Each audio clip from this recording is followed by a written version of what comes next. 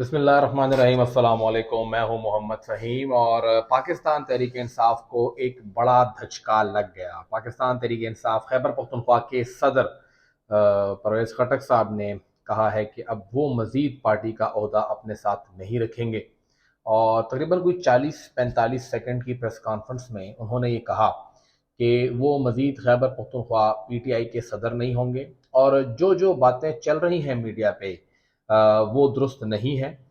इस हवाले से वो काफ़ी वक्त से अपने दोस्तों के साथ सलाह मशवरा कर रहे थे और उसके बाद उन्होंने ये फैसला किया है।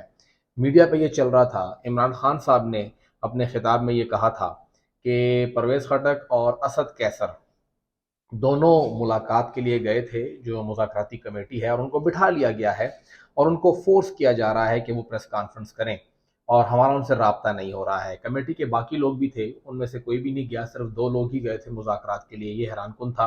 उनके इस बयान से ही वाज़ेह हो गया था कि उनको भनक लग चुकी है कि ये दोनों लोग अब जाके प्रेस कॉन्फ्रेंस करने वाले हैं, तो क्यों ना हम ये कार्ड खेलें।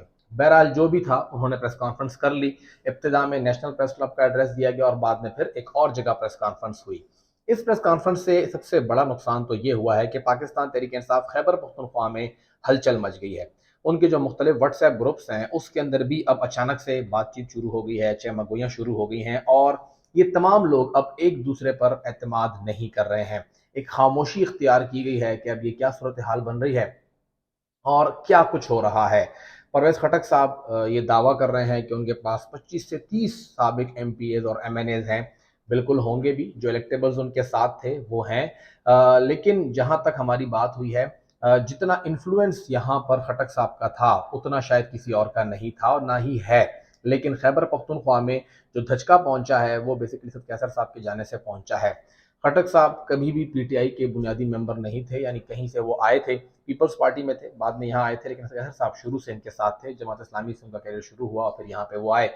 लेकिन अगर देखा जाए तो खटक साहब और इमरान खान साहब के दरमियान ये दूरियां आज की नहीं हैं।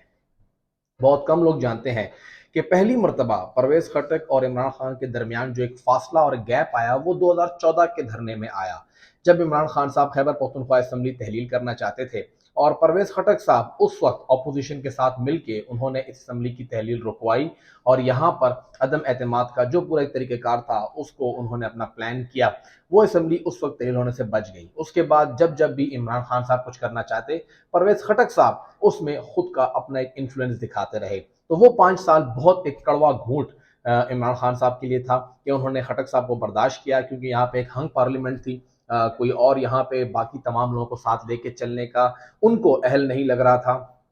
इस वजह से उन्हें बर्दाश्त करना पड़ा। 2018 के इंतखाबात में परवेज़ खटक साहब ने टिकट खुद तकसीम किए, बहुत बड़े बड़े नाम वो लेकर आए और अगर ये कहा जाए कि खैबर पख्तूनख्वा में जो तकरीबन 52 या 51 नशिस्तें बनती हैं कौमी असम्बली की, 51 नशिस्तें बनती हैं अगर हम लोग कबाइल को ऐड करें, 39 खैबर पख्तूनख्वा के बंदोबस्ती अजला की और 12 उनकी, तो इनमें तकरीबन 40 पाकिस्तान तहरीक इंसाफ ने जीती हैं। इतनी बड़ी फतह सिर्फ और सिर्फ परवेज़ खटक साहब ने करके दी थी। साथ इमरान खान का फैक्टर भी था, लेकिन बड़े बड़े नाम साथ लेकर आए थे वो। और सूबाई असम्बली के अंदर 2/3 अक्सरियत इमरान खान और साथ खटक दोनों एक फैक्टर इन्वॉल्व हो गए थे।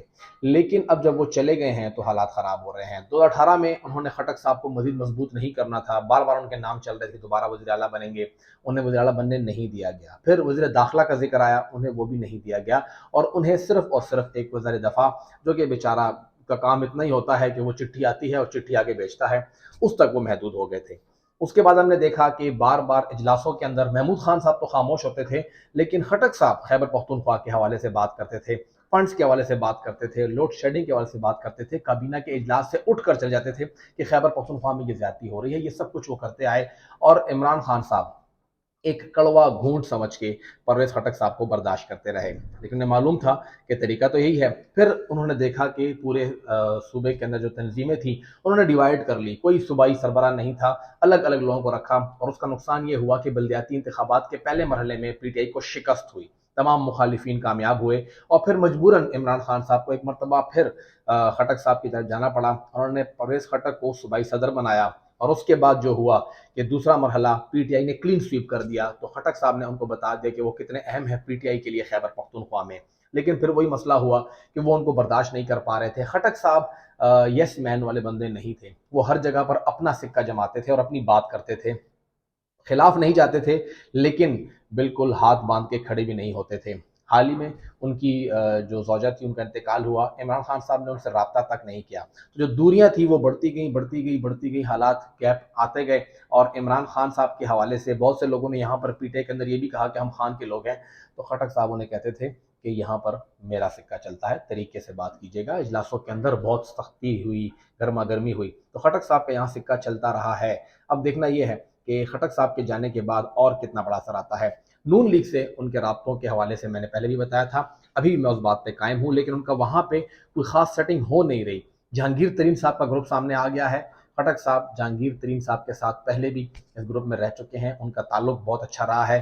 اب دیکھنا یہ ہے کہ جہانگیر ترین جب پریس کانفرنس کرتے ہیں تو اس کے بعد خٹک صاحب اور ان کے جو باقی اتحادی، یہاں پر تقریباً 20 سے زائد ایم پی ایز اور ایم این ایز ہیں سابقہ، وہ کس طرف جاتے ہیں۔ لیکن پاکستان تحریک انصاف کی بنیادیں اس چھوٹی سی پریس کانفرنس سے ہل چکی ہیں خیبر پختونخوا۔